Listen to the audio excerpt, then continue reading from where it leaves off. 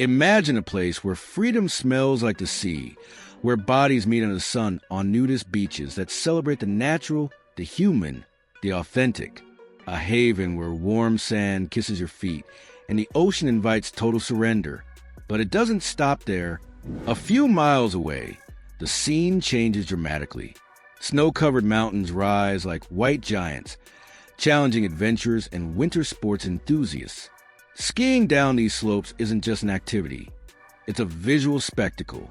The silence of snow contrasts with the adrenaline of the descent, and every turn is a dance with nature. At night, the sky comes alive. Fireworks festivals light up villages and towns with mesmerizing colors. Families, couples, and solo travelers gather to watch a show that seems to touch both the heart and the sky. Each explosion is a collective gasp, a reminder that there's beauty even in chaos. And if the beach's heat or the mountain's cold leaves you thirsty for peace, there's a third option: lakes in abundance. Calm, crystal clear water surrounded by forests or charming villages. Perfect for swimming, rowing, or simply watching life pass by slowly. And as every good story deserves a sweet ending, imagine tasting the famous snow candy, a charming tradition where hot syrup is poured onto fresh snow, creating icy treats that melt in your mouth and warm your soul. Nudist beach, a beach where clothes are totally optional. Welcome to Toronto's nudist beach. Tucked away on the Toronto Islands, just a 10-minute ferry ride from the hustle of skyscrapers. This isn't just any beach. It's a slice of freedom, with breathtaking views, quirky stories, and a vibe so laid back it feels like an invitation to leave your worries on the mainland. Ready to dive into this adventure and find out why Hanlon's Point is one of Toronto's coolest secrets? The journey starts at the Jack Layton Ferry Terminal in downtown Toronto.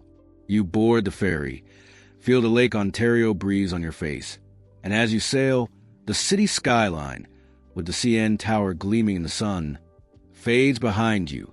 It's like leaving urban chaos for an oasis.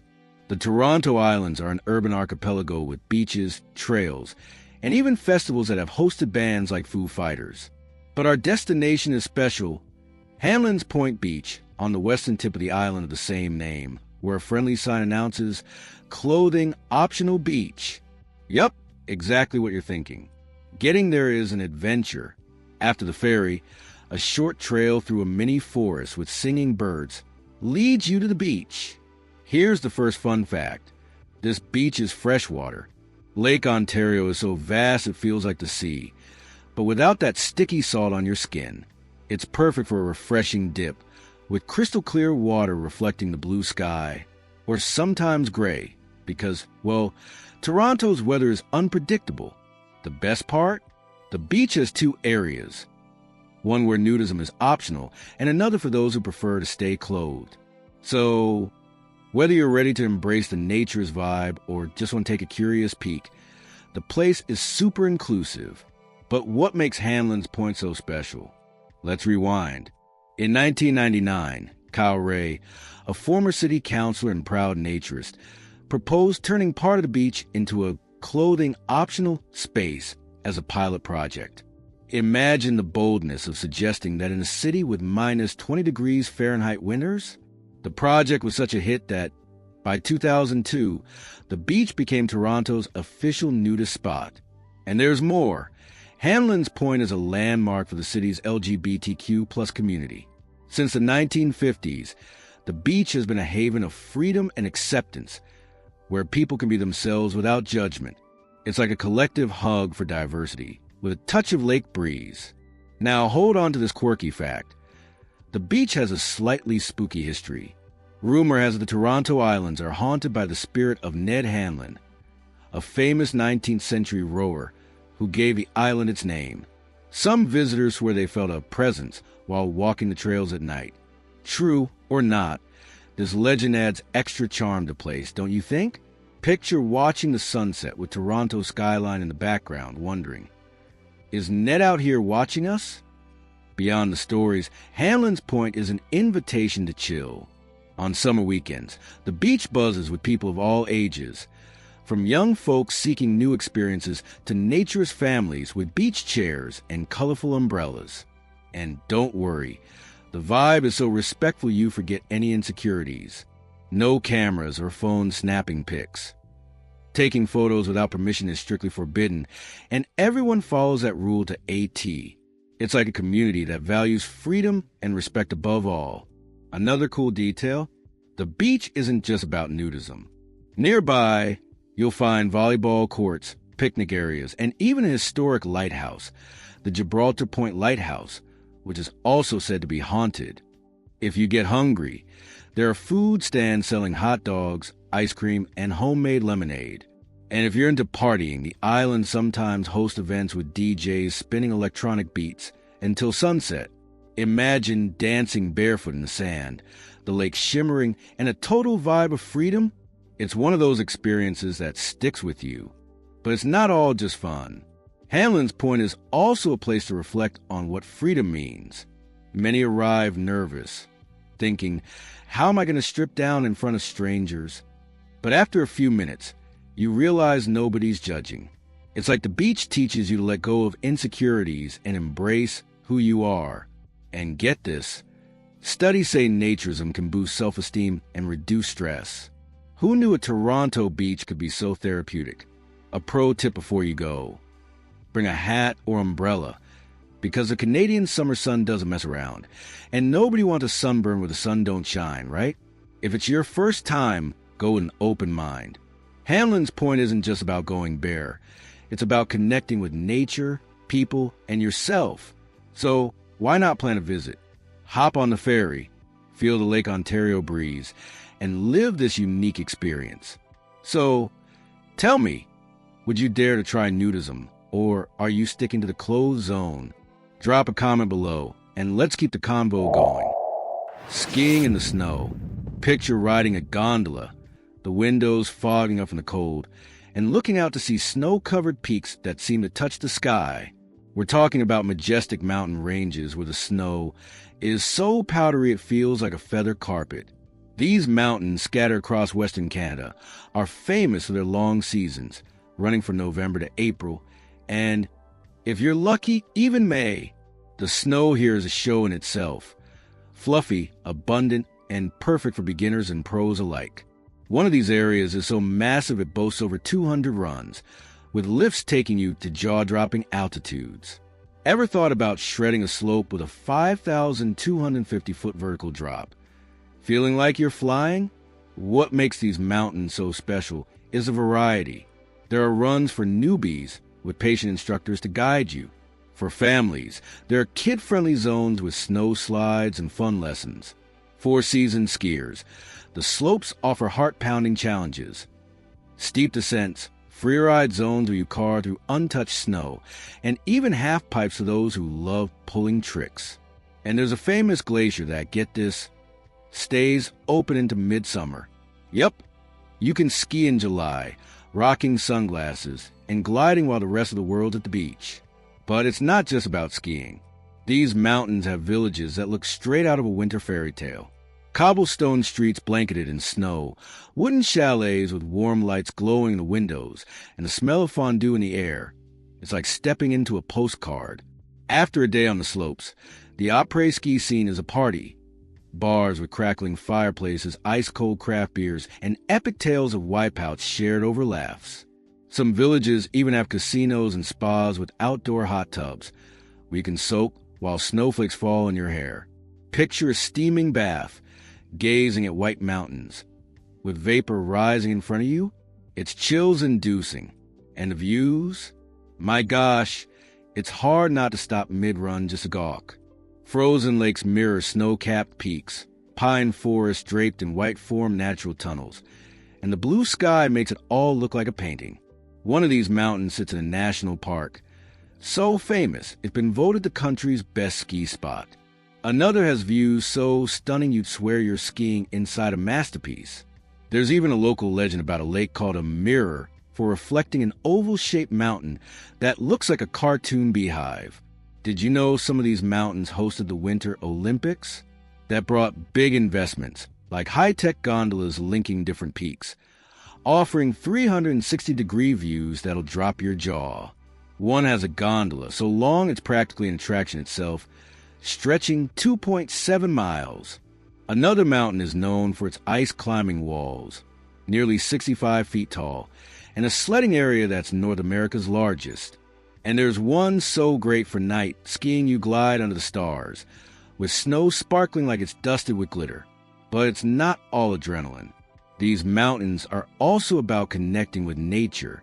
You can snowshoe through trails, skate on frozen lakes, or even get pulled by huskies and sled.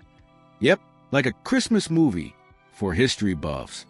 Some areas have museums telling the stories of indigenous peoples who lived there, with artifacts and tales that carry cultural weight. If it's your first time, rent gear at the base, boots, skis. It's pricey but worth that every penny for quality. Don't forget waterproof clothing, because nobody wants to end the day soaked. Families will find kid programs with instructors who turn skiing into a game. And if you don't ski, no worries. Plan ahead. Peak season, December to March, is packed, so book hotels early. Some offer ski-in/ski out access.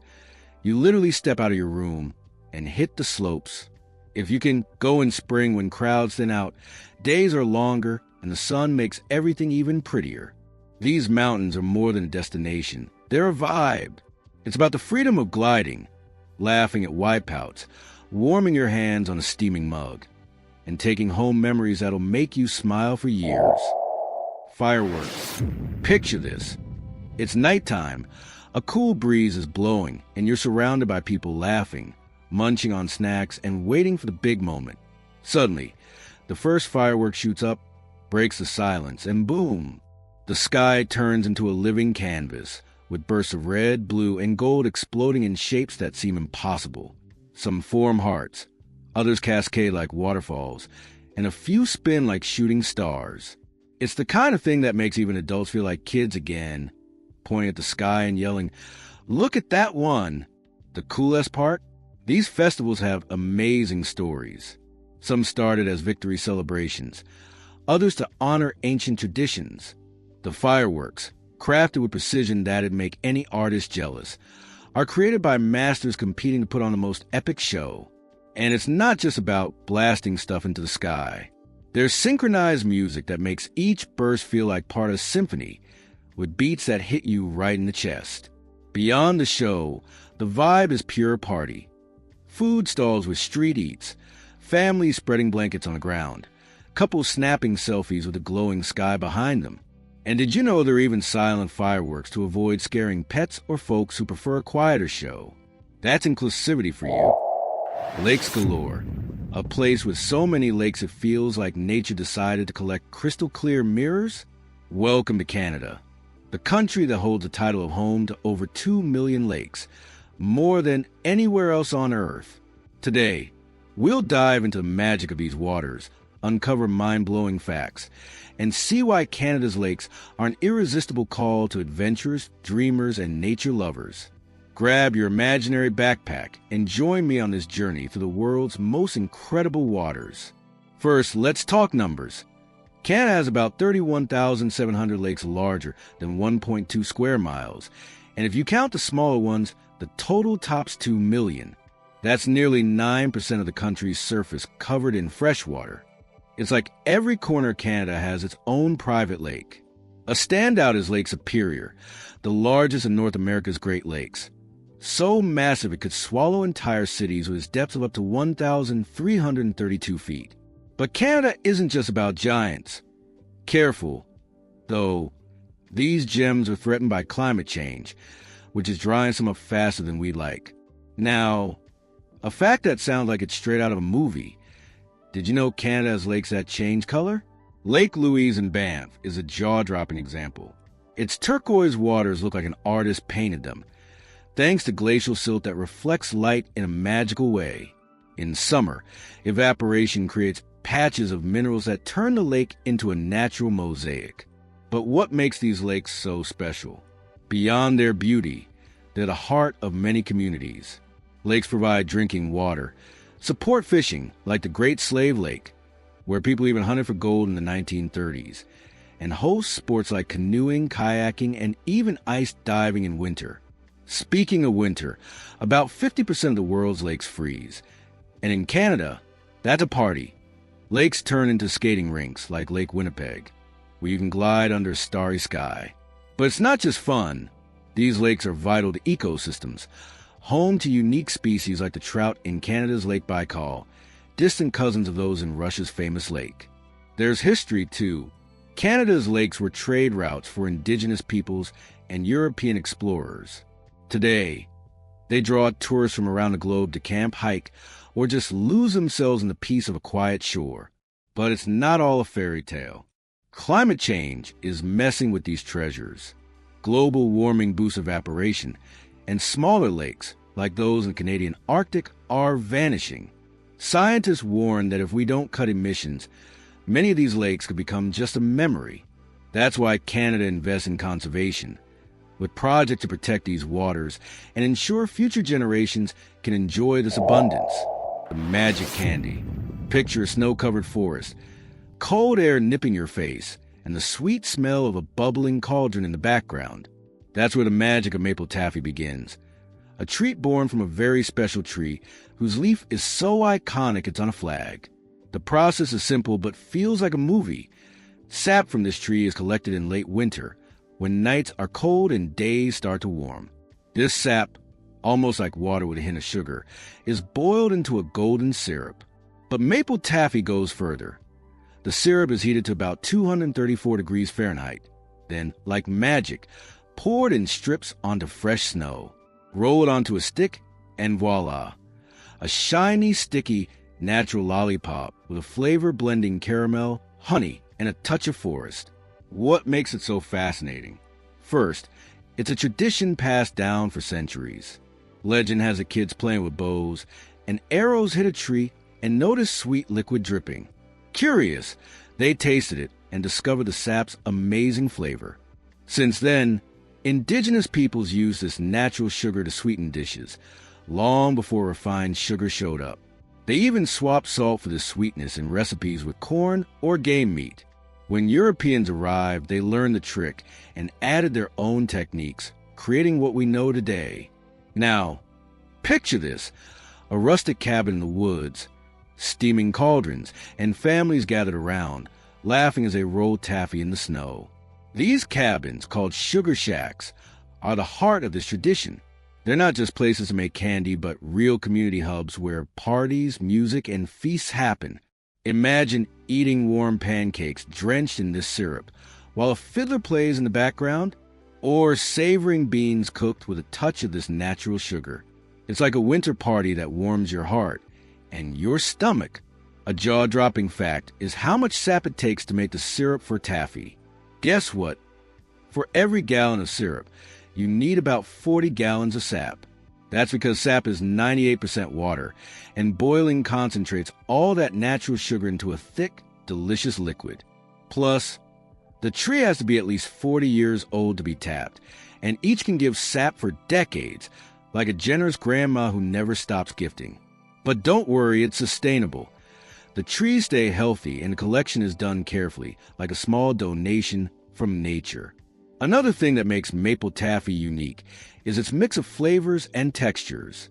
When you bite, it's both soft and sticky, with an intense sweetness that's not cloying. There's a local trick. At winter festivals, taffy is served with sour pickles and black coffee, which cut the sweetness and create a flavor explosion in your mouth. Sound weird? Try it, and you'll get why it's a classic. Sometimes fresh donuts are served alongside, turning the snack into a full-on foodie experience. And it's not just about eating. Making maple taffy is an adventure. At winter festivals, people gather to pour hot syrup onto snow and roll their own lollipops.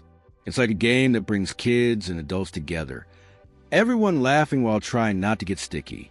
These events are so popular they draw thousands, with stalls selling everything from taffy lollipops to cookies, and even liqueurs made with the same syrup. Maple taffy also has a powerful cultural side. It's more than a treat. It's a symbol of community and connection to nature. In many regions, it stars in celebrations blending indigenous and French traditions, with savory dishes like syrup-glazed ham or desserts like sugary pies. Did you know even hockey players have celebrated wins by filling trophies with this treat? It's the kind of thing that shows how this tradition runs deep in the local culture.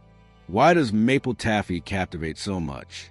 Maybe it's the simplicity, a treat made from one ingredient, straight from nature, no additives or fuss. Or maybe it's the history, linking indigenous past to the present through cabins full of laughter and icy winters. Or perhaps it's just the joy of licking a sweet lollipop while snow falls around you. Whatever the reason, one thing's clear. Tasting maple taffy is like sipping the soul of a Canadian winter. So, what did you think of traveling side by side with me through this country? Don't forget to subscribe and drop a like to catch the next videos. Until next time, and thanks for watching.